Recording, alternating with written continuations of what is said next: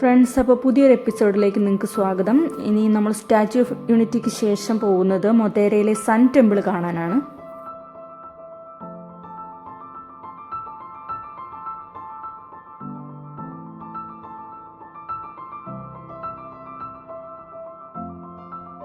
അങ്ങനെ നമ്മൾ അഹമ്മദാബാദിലൂടെ പോവുകയാണ്. നമ്മൾ സബർമതി വഴിയാണ് മോധാരയിലേക്ക് പോണത്.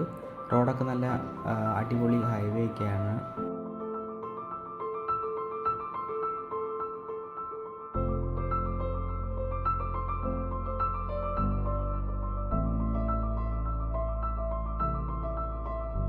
അപ്പോൾ ഈ ലെഫ്റ്റ് സൈഡിൽ കാണാനാണ് സബർമതി നദി. ദേശീയ പ്രാധാന്യമുള്ള സ്ഥലമായതുകൊണ്ട് തോന്നണം കേട്ടോ. ഇവിടെ ഭയങ്കര ക്ലീൻ നീറ്റാണ്. നല്ല ചുവചിത്രങ്ങളൊക്കെ ആയിട്ട് ഈ സിറ്റി നല്ല ഭംഗിയിൽ അവർ മെയിൻറ്റെയിൻ ചെയ്യുന്നുണ്ട്. ഇവിടെ ഒരു ഇപ്പോൾ ഈ അത് കണ്ട, ഇതാണ് സബർമതി നദി. നമ്മൾ ആ പാലം ക്രോസ് ചെയ്ത് അപ്പുറത്തെ ഇതിലേക്ക് പോകണതാണ്. ഇവിടുത്തെ ട്രാഫിക് അവർ സെറ്റ് ചെയ്തേക്കണ 3 വരിയായിട്ടാണ്. നടുക്കത്തെ വരിയിലൂടെ ഇലക്ട്രിക് ബസ്സുകൾ മാത്രമാണ് പോകുന്നത്. അത് പൊതുഗതാഗതമാണ്. ആ വരിയിൽ തന്നെ അതിൻ്റെ ബസ് സ്റ്റേഷനും ഉണ്ട്. ടിക്കറ്റ് എടുക്കാനുള്ള കൗണ്ടറും കാര്യങ്ങളൊക്കെ അവിടെ സെറ്റ് ചെയ്തിട്ടുണ്ട്. അപ്പോൾ നല്ലൊരു അടിപൊളി സംഭവം. അങ്ങനെ നമ്മൾ സൺ ടെമ്പിളിലെത്തി. ടിക്കറ്റ് എടുത്ത് അകത്ത് കയറുമ്പോൾ ആദ്യം കാണുന്ന ഒരു കാഴ്ചയായിട്ടത്. വളരെ നല്ല ഭംഗിയിലാണ് അവിടെ ഉദ്യാനമൊക്കെ ചെയ്ത് വെച്ചേക്കുന്നത്. ഇതാണ് ഫ്രണ്ട്സ് സൺ ടെമ്പിൾ. ഇത് 11ാം നൂറ്റാണ്ടിൽ നിർമ്മിച്ചതാണ്. സൂര്യദേവനെ ആരാധിച്ച് നിർമ്മിച്ചതാണ് കേട്ടോ. ഇത് ഒരു ഭയങ്കര ഒരു അത്ഭുതകരമായൊരു ക്ഷേത്രമാണ്. ഇതിന് 3 പാർട്ടാണുള്ളത്. ഇത് ഈ കാണുന്നതാണ് സൂര്യകുണ്ഡം. ഇത് വലിയ പടികളോടുകൂടി നിർമ്മിച്ച ഒരു കുളമാണ്. ഇത് ആചാരപരമായ ശുദ്ധീകരണത്തിനൊക്കെ ആയിട്ടാണ് ഉപയോഗിച്ചിരുന്നത്. ഈ ചെറു ക്ഷേത്രങ്ങൾ പോലെ ഈ പടികളിൽ നിർമ്മിച്ചിരിക്കുന്നില്ലേ, അതാണ് ദേവതാ ക്ഷേത്രങ്ങൾ. ഇത് ഏകദേശം 100ഓളം ഉണ്ടെന്നാണ് പറയുന്നത്. നമുക്ക് എണ്ണാനൊന്നും പറ്റില്ല. ഇനി നമുക്ക് സഭാമണ്ഡപം അതുപോലെ ഗർഭഗൃഹം എന്നിങ്ങനെ 2 പാർട്ടൂടെ കാണാനുണ്ട്. ഇനി സഭാമണ്ഡപം. ഇവിടെയാണ് പുരാതന കാലത്ത് നൃത്തവും സംഗീതവും ഒക്കെ സൂര്യദേവനോടുള്ള അർപ്പണമായിട്ട് നടത്തപ്പെട്ടിരുന്നു എന്ന് പറയുന്നത്. അതുപോലെ ഇതിൻ്റെ മണ്ഡപത്തിൻ്റെ തൂണുകളിലെയും മേൽക്കൂരയിലും ഒക്കെ ശില്പങ്ങൾ നമുക്ക് ഭയങ്കര അത്ഭുതം തോന്നുന്ന ശില്പങ്ങളൊക്കെയാണ് ഉള്ളത്. നമുക്കതൊക്കെ വിശദമായിട്ടൊന്ന് കാണാം. മഞ്ഞ നിറത്തിലുള്ള സാൻഡ് സ്റ്റോൺ ആണ് കേട്ടോ. ഈ ക്ഷേത്രം നിർമ്മിച്ച പ്രധാനമായിട്ടും ഈ പ്രാദേശികമായി ലഭ്യമായിട്ടുള്ള ഈ മഞ്ഞ സാൻഡ് സ്റ്റോൺ ഉപയോഗിച്ചിട്ടാണ്. ഇതിന് ഒട്ടനവധി പ്രത്യേകതകളുണ്ട് ഈ കല്ലിന്. ഈ കല്ല് എളുപ്പത്തിൽ കൊത്തുപണി ചെയ്യാൻ പറ്റുന്ന രീതിയിലുള്ള ദൃഢമായിട്ടുള്ള ഒരുതരം കല്ലാണ്. അതുപോലെ തന്നെ ഇതിന് ചൂട് സഹിക്കാനുള്ള കഴിവ് കൂടുതലാണെന്ന് പറയുന്നത്. ഈ കല്ല് കടുത്ത ചൂടിലും കേടാകാതെ നിലനിൽക്കുന്ന സ്വഭാവമുള്ളതാണ്. അതുകൊണ്ടാണ് ഈ കല്ല് തിരഞ്ഞെടുത്തിരിക്കുന്നത്. ഇത് പ്രാദേശികമായിട്ട് അവർക്ക് കൂടുതൽ ലഭ്യമായിട്ടുള്ള ഒരു കല്ലാണ്. അതുപോലെ തന്നെ ഈ സൂക്ഷ്മ ശില്പങ്ങളൊക്കെ കൊത്തിയെടുക്കുന്നതിനും അത് നിലനിർത്താനും കഴിയുന്ന ഒരു കഴിവുള്ളൊരു കല്ലാണിത്. ഇത് കാരണം കാലാവസ്ഥ, ചൂട് അതൊക്കെ അവിടെ വളരെ കൂടുതലായതുകൊണ്ട്, കാലാവസ്ഥ പ്രശ്നങ്ങളൊക്കെ കൂടുതലായതുകൊണ്ട് ഈ കല്ല് അതിനെയൊക്കെ പ്രതിരോധിക്കും. അതുകൊണ്ടാണ് അവരന്ന് നിർമ്മിച്ചപ്പോൾ ഈ കല്ല് തിരഞ്ഞെടുത്തതെന്നാണ് പറയുന്നത്. പക്ഷേ അതിൻ്റെ കുറച്ച് ഭാഗങ്ങളിലൊക്കെ ചെറുതായിട്ടുള്ള പൊട്ടലുകളും കാര്യങ്ങളൊക്കെ ഉണ്ട്. എന്ന് വെച്ചാൽ മൊത്തത്തോടു കൂടി ഇത് നശിച്ചിട്ടൊന്നുമില്ല. വളരെ അപൂർവമായിട്ട് ചില ഇടങ്ങളിൽ ചെറുതായിട്ടുള്ള അടരലുകളും ഒക്കെ ഉണ്ട്. അപ്പം നമ്മളിത് 1000 വർഷമായിട്ട് നിലനിൽക്കുന്ന ഒരു അമ്പലമാണെന്ന് ഓർക്കണം. അത് വെച്ചിട്ട് തട്ടിച്ച് നോക്കുകയാണെങ്കിൽ അതൊന്നുമല്ല. കാരണം അത്രയ്ക്കും അടിപൊളി സ്റ്റോണാണ് എന്ന് വേണം നമുക്ക് പറയാൻ.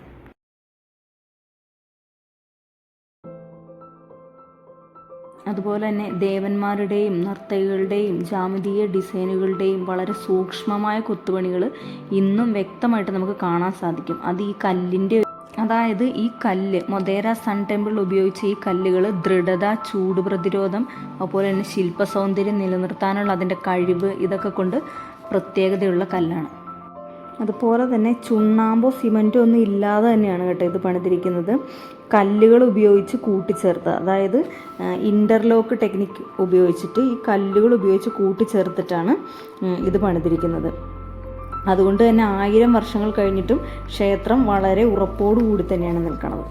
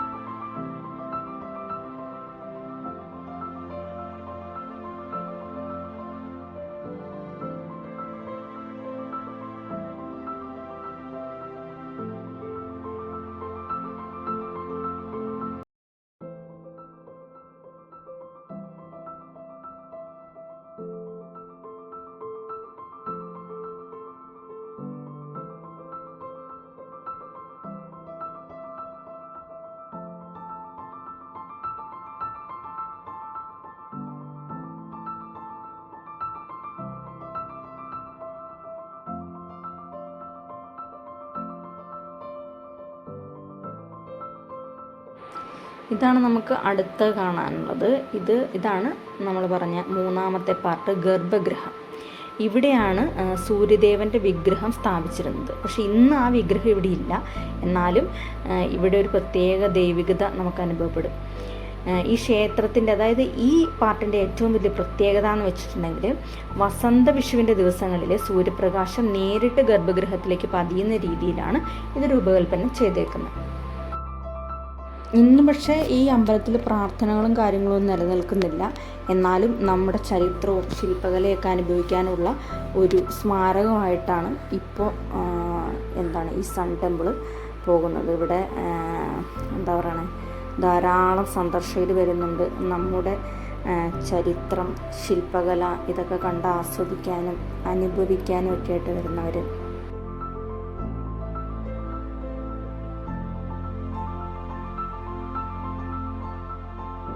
അതായത് ചുരുക്കി പറയുവാണെങ്കിൽ എന്താ പറയുക, ഈ സൺ ടെമ്പിൾ ചരിത്രവും ശാസ്ത്രവും ആത്മീയതയും എല്ലാം ഒന്നിക്കുന്നൊരു സ്ഥലമാണെന്ന് പറയാം അല്ലേ. സൂര്യദേവനോടുള്ള മനുഷ്യൻ്റെ ഭക്തിയും ശാസ്ത്രബോധവും ഒക്കെ ഒന്നിച്ച് കാണിക്കുന്ന ഒരു അതുല്യ കലാസൃഷ്ടി തന്നെയാണിത്.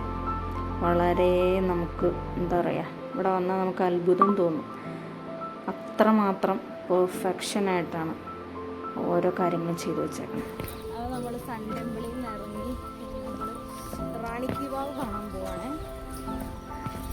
അത് പറഞ്ഞു നിൽക്കുന്നത് സ്വാമിയുടെ ചൂടുകൾ.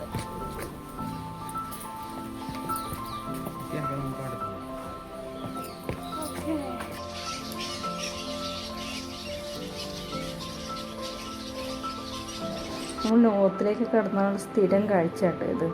ഹൈവേ കൂടെ ഇതുപോലെ കന്നുകാലികൾ എന്താ പറയുക, വളരെ സ്വൈര്യമായിട്ട് വിഹരിക്കുകയാണ്. നമ്മളിങ്ങനെ പല സ്ഥലങ്ങളിലും ഇതിങ്ങടെയൊക്കെ നടുക്ക് പെട്ടുപോയിട്ടുണ്ട്. ഇങ്ങനെ കുറേ കൂട്ടായിട്ടിങ്ങനെ വരും. അപ്പോൾ നമ്മളതിനെ നടുക്കായി പോവും. അവർക്ക് യാതൊരു പ്രശ്നമില്ല, നിങ്ങൾ വേണേൽ മാറിപ്പൊക്കൊള്ളുക, എങ്ങനെയാണെന്ന് വെച്ചാൽ പൊക്കൊള്ളുക, നമുക്ക് വിഷയമില്ല എന്നുള്ള രീതിയിലാണ് അവരുടെ പോക്ക്.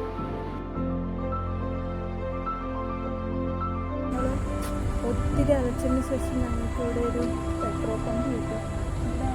ഇവിടെ അങ്ങനെ പെട്രോൾ പമ്പ് സ്റ്റേറ്റ് കൊടുക്കില്ല. ഇവിടെ ഭയങ്കര ബുദ്ധിമുട്ടുള്ള ഏരിയയാണ് പെട്രോൾ പമ്പ് കിട്ടാൻ. എല്ലാവർക്കും നമ്മളോട് പറ്റില്ല എന്ന് ആദ്യം തന്നെ ഒന്ന് പറയും. അങ്ങനെ ഒരു ഭയങ്കര റൂറലായിട്ടുള്ള ഏരിയ ആയതുകൊണ്ടായിരിക്കാം. അപ്പം നമുക്ക് ഈ ഒരു ഇംഗ്ലണ്ടിൻ്റെ ഒരു പെട്രോൾ പമ്പ് കിട്ടി. അവിടെ ഒന്ന് ചോദിച്ചപ്പോൾ തന്നെ ആ ചേട്ടൻ സമ്മതിച്ചു കിട്ടാം. ഉണ്ടായിരുന്നു, ഭാഗ്യമുണ്ട്. അപ്പോൾ നേരത്തെ തന്നെ കൂടണേന്ന് ഓർത്ത് ഇന്നലെ ഭയങ്കരമായിട്ട് ലേറ്റായിപ്പോയി, ഭയങ്കരമായിട്ട് പേടിച്ചും പോയി ഒന്നും കിട്ടാണ്ടായപ്പോൾ. മോദേര എന്ന് പറഞ്ഞൊരു സ്ഥലത്താട്ടാ. ഇപ്പോൾ സമയം എത്രയായെന്ന് വെച്ച് കഴിഞ്ഞാൽ കാണിച്ച് സമയം എത്രയായി?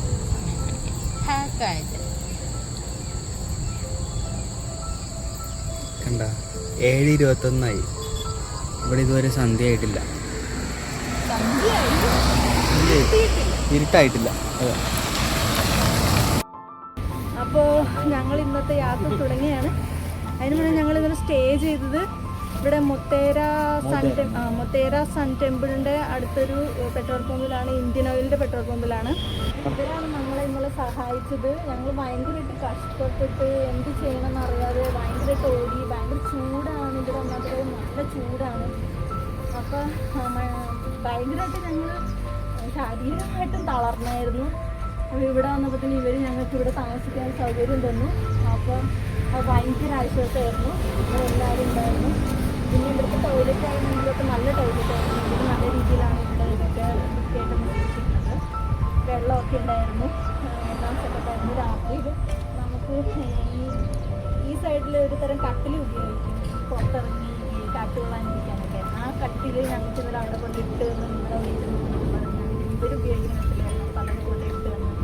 അപ്പോൾ നിങ്ങൾ ഒരു കുഴപ്പമില്ല, നിങ്ങൾ എല്ലാം ഞങ്ങൾ നോക്കാൻ ഒരു കുഴപ്പമില്ല അതുകൊണ്ട് ഭയങ്കര ധൈര്യമായി സന്തോഷമായി. അപ്പോൾ ഇവരോടൊക്കെ വലിയ താങ്ക്സ്.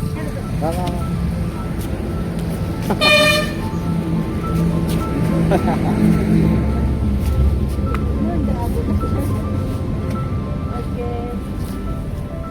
നമ്മൾ യാത്ര സ്റ്റാർട്ട് ചെയ്യാണ്. അപ്പോൾ നമുക്ക് ഇവിടുന്ന് ഇപ്പോൾ റാണിക്ക് വാവിലേക്കാണ് പോകേണ്ടത്. അതിനൊന്നും നമ്മുടെ ബൈക്കിൽ ചെറിയൊരു പ്രശ്നമുണ്ട്, അത് തീർത്തിട്ട് നമുക്ക് റാണിക്ക് വാവിൽ പോകണം. പിന്നെ ഇന്ന് നമ്മൾ ഇവിടുന്ന് പോകും. ഇനി രാജസ്ഥാനാണ് നമ്മൾ ആദ്യം പോകുന്നത്. എവിടെ വെച്ചാൽ മൗണ്ട് അബു. മൗണ്ട് അബുവിലേക്കാണ് നമ്മൾ പോണത്. ഇന്ന് അവിടെ കയറാൻ പറ്റുമെന്നൊന്നുമില്ല, വൈകുന്നേരം ആകുമ്പോഴത്തേനും എത്തും. അപ്പോൾ താഴെ തന്നെ സ്റ്റേ ചെയ്യണം. പിന്നെ മിക്കവാറും നാളെ രാവിലെ ആയിരിക്കും നമ്മൾ മൗണ്ട് അബു കയറാൻ പോകുന്നത്. അപ്പോൾ ओके समझ तो नहीं है, सुन के बहुत अच्छा लगा.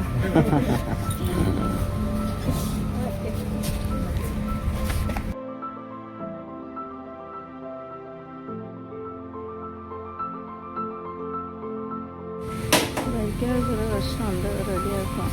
വന്ന വർക്ക്ഷോപ്പാണ്. അപ്പം എന്നോട് എടുക്കത് ഇരുന്നോളാൻ പറഞ്ഞു. ഇതാണ് ഞാൻ പറഞ്ഞ ആ കട്ടി. ഇവരുടെ മുറ്റത്തൊക്കെ ഇങ്ങനെ ഇട്ടിട്ടുണ്ടാവും വിശ്രമിക്കാനൊക്കെ ആയിട്ട്. പക്ഷെ ഇതിലെല്ലാം കിടന്നുറങ്ങുന്നതെന്ന് തോന്നണം കേട്ടോ. അത് വിശ്രമിക്കായിട്ടല്ല, ഞാൻ വിശ്രമിക്കട്ടെ.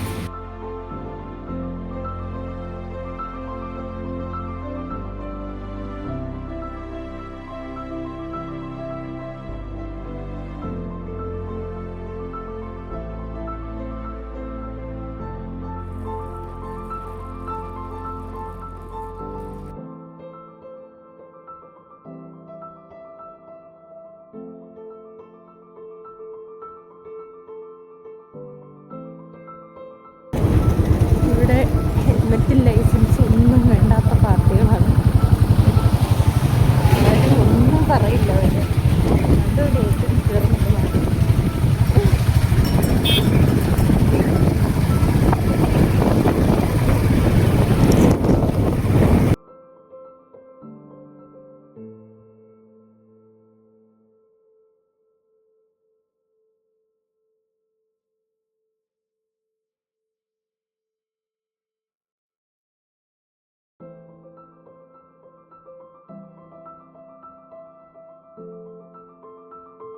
അപ്പം നമ്മൾ റാണി കി വാവിലെത്തി.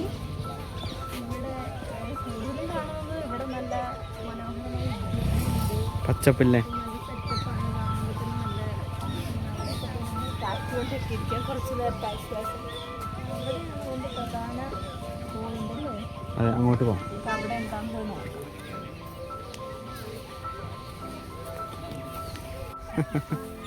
നമ്മളിവിടെ വന്നപ്പോൾ കണ്ട जय माता जी मित्रों, ആ हमें आया था पाटण रान के फरवा, तो फाइट मड़ी गया से हमने फॉलो करजो, सपोर्ट करजो. जय माता जी, जय माता जी. ഓക്കെ. ഇതാണ് ഫ്രണ്ട്സ് റാണി കി വാവ്. ഇത് 100 കണക്കിന് വർഷം മണ്ണിനിടയിൽ മറഞ്ഞു കിടന്നിരുന്നതാണ് കേട്ടോ. ഇത് അതിനുശേഷം നമ്മുടെ പുരാവസ്തു വകുപ്പിൻ്റെ ഖനനത്തിലൂടെയാണ് ഇത് ലോകത്തിന് മുന്നിൽ തെളിഞ്ഞത്. അത്രയും നാൾ മണ്ണിനടിയിൽ കിടന്നിട്ട് പോലും നശിക്കാതിരുന്ന ഇതിൻ്റെ എന്താ പറയുക നല്ല അത്ഭുതകരമായ ഈ ചിത്രകലയും കാര്യങ്ങളും ഒക്കെ കണക്കിലെടുത്തിട്ട് യുനെസ്കോ 2014 റാണി കി വാവിനെ വേൾഡ് ഹെറിറ്റേജ് സൈറ്റായിട്ട് പ്രഖ്യാപിച്ചിട്ടുണ്ടായിരുന്നു. ഗുജറാത്തിലെ പാടൻ നഗരത്തിലെ സരസ്വതി നദിയുടെ തീരത്താണ് കേട്ടോ ഈ അത്ഭുത ശില്പകല ഉള്ളത്. ഇതൊരു സ്റ്റെപ്പിലാണ്. ഇത് 11ാം നൂറ്റാണ്ടിൽ നിർമ്മിച്ചാണ്. ചാലൂക്യ രാജവംശകാലത്ത് റാണി ഉദയമതി തൻ്റെ ഭർത്താവായ രാജാ ഭീമദേവൻ ഒന്നാമൻ്റെ സ്മരണയ്ക്കായിട്ടാണ് ഇത് നിർമ്മിച്ചത്. ഈ സംഭവം നമ്മുടെ 100 രൂപ നോട്ടിലൊക്കെ ഉണ്ട് കേട്ടോ. കാണിച്ചു തരാവേ. കണ്ടോ, നമ്മുടെ 100 രൂപ നോട്ടിലുണ്ട് ഈ സംഭവം. ഇതാണ് റാണി കി വാവ്. ഇത് ശരിക്കും പറഞ്ഞാൽ സാധാരണ ഒരു കിണറാന്നൊന്നും പറയാൻ പറ്റില്ല കേട്ടോ. ഇത് 7 നിലകളുള്ള ഭൂമിക്കടിയിലെ ഒരു കൊട്ടാരം പോലെയാണെന്ന് പറയണേ. ഇതിൻ്റെ താഴത്തേക്കൊന്നും നമുക്ക് ഇറങ്ങാൻ പറ്റില്ല, റെസ്ട്രിക്ഷനൊക്കെ ഉണ്ട്. താഴേക്ക് ഇറങ്ങും തോറും ഇതിൻ്റെ ശില്പകലകളൊക്കെ ഭയങ്കര അടിപൊളിയാണെന്നാണ് പറയുന്നത്. നമുക്ക് അത്ര അങ്ങോട്ട് ഇറങ്ങി കാണാനൊന്നും പറ്റത്തില്ല.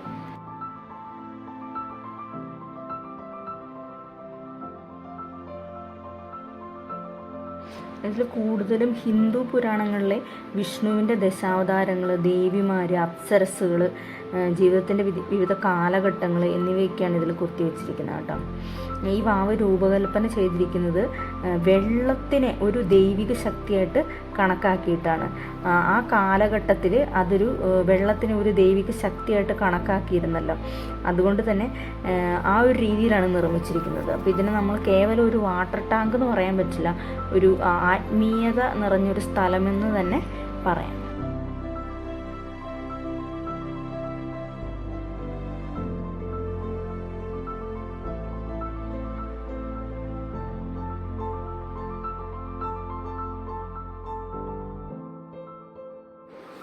എന്താ അടിപൊളിയല്ലേ കൊച്ചി, ഇതൊക്കെ കാണാൻ സൂപ്പറായിട്ടുണ്ട് കേട്ടോ.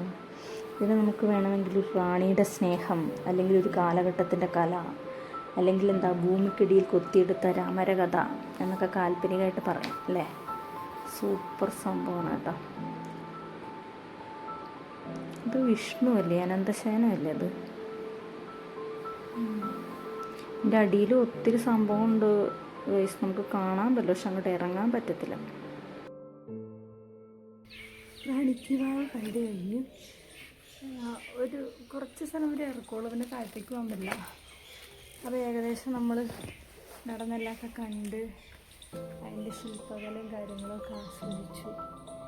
ഇനി നമുക്ക് പോകാം. എങ്ങോട്ടേക്ക് പോകാം? മൗണ്ട് അബു. ये पुराना सिटी है, पाटन सिटी जो पुराना था ना राजा के वक्त, सिद्धराज जैसी। अगर आपने नाम सुना, अगर आप यहाँ से सीधा जाएंगे ना तो वो भगवाड़ा करके एरिया आएगा, वहाँ पे सिद्धराज जैसी नामक राजा का स्टैचू है। बहुत बहुत प्रतिभाशाली राजा थे यहाँ के। He was a legendary king and he married with princess of Karnataka.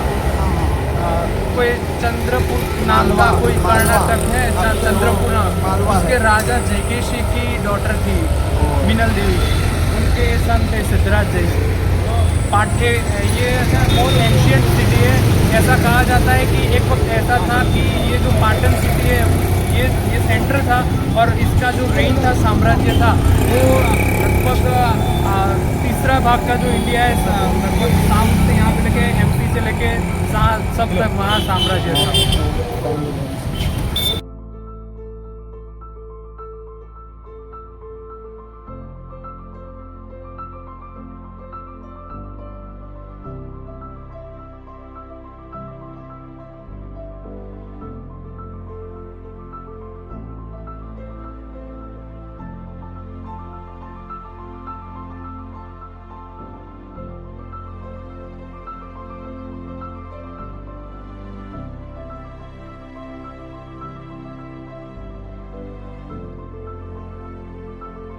നമ്മളങ്ങനെ രാജസ്ഥാൻ ബോർഡറിലേക്ക് എത്തി.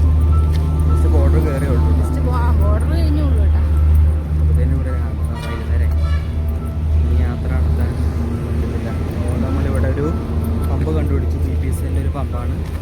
അപ്പോൾ അവിടെ ചോദിച്ചപ്പോൾ ഒരു കുഴപ്പമൊന്നും പറഞ്ഞില്ല, അവിടെ സ്റ്റേ ചെയ്തോളാൻ പറഞ്ഞിട്ടുണ്ട്. അപ്പോൾ നമ്മൾ മോർണിംഗ് പൊക്കോണെന്നും പറഞ്ഞിട്ടുണ്ട്. അപ്പം നല്ല കേട്ടായിരുന്നു.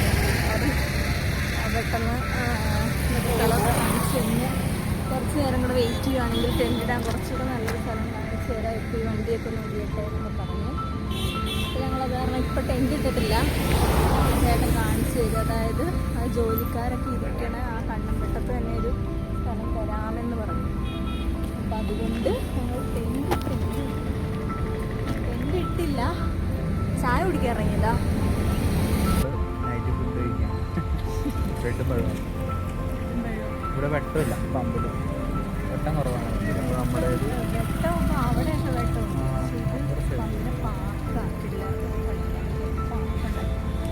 വലിയ പമ്പാണ്. ഇവിടെ റൂമൊക്കെ ഉണ്ട്. ഇവിടെ റൂമുണ്ട്, പക്ഷേ നമ്മൾ ഒറ്റയ്ക്ക് അത് അപ്പുറത്തെ സൈഡിലേക്കാണ് ഓർമ്മകൾ കിടക്കുന്നത്. അപ്പോൾ ഇവിടെയാണെങ്കിൽ അങ്ങോട്ട് ദൂരെ അവിടെ വെട്ടം കുറവാണ്. കാര്യം അതിനകത്ത് 3 ഫാനുണ്ട്, കട്ടിലും ബെഡൊക്കെ ഉണ്ട്. പക്ഷേ ആ സൈഡിലേക്ക് വെട്ടവും കുറവാണ്. അതുപോലെ എന്താ പറയുക, അതങ്ങനെ മാറിയല്ലേ ഇരിക്കുന്നത്. അത് കാരണം ഞങ്ങൾക്കൊരു ഇവരുടെയൊക്കെ വെട്ടപ്പ് തന്നെ കിടക്കുകയായിരിക്കും കുറച്ചുകൂടെ സമാധാനം തോന്നിയ കാരണം ടെൻറ്റ് തന്നെ അടിച്ച് ഇവരുടെ ഈ ജോലിക്കാരുടെ ഈ കണ്ണത്തും ദൂരത്ത് തന്നെ കിടക്കാം എന്ന് ഓർത്തു. അപ്പോൾ ടെൻറ്റ് തന്നെ അടിക്കാൻ ഓർത്തു. കാര്യം ടെൻറ്റിന് ചൂടുണ്ട്, നല്ല ചൂടുണ്ട്. ഇവിടെയാണെങ്കിൽ ഫാനൊക്കെ ഉണ്ട്, നാലും വേണ്ടില്ല, ചൂട് നമുക്ക് സഹിക്കാം, നമുക്ക് മനസ്സമാനത്തോടെ കിടന്നിറങ്ങണം. അതുകൊണ്ട് ഞങ്ങൾ ടെൻ്റ് അടിക്കാൻ തീരുമാനിച്ചു. പക്ഷെ ഇപ്പം ആ ചേട്ടൻ വന്ന് പറഞ്ഞിട്ട് പോയി. ഇപ്പോൾ ഞങ്ങൾ അവരെ ജോലിക്കാർ നിൽക്കണതിൻ്റെ അവിടെ തന്നെ വേറൊരു റൂമും കൂടി ഉണ്ട്, നിങ്ങൾക്ക് വേണമെങ്കിൽ അവിടെ കിടന്നോ എന്നൊക്കെയാണ് പറഞ്ഞത്. എങ്ങനെയാണെന്നറിയില്ല. ഫുഡ് കഴിച്ചെന്ന് അവരോട് ചെന്ന് ചോദിക്കട്ടെ എന്നാണ് ഉദ്ദേശിച്ചതെന്ന് അറിയുമ്പോൾ അവിടെ കിടന്നോളാനാണോ അല്ലെങ്കിൽ അവിടെ ആൾക്കാരുണ്ടെന്നാണോ പറഞ്ഞതെന്നൊന്നും അറിയാൻ പാടില്ല.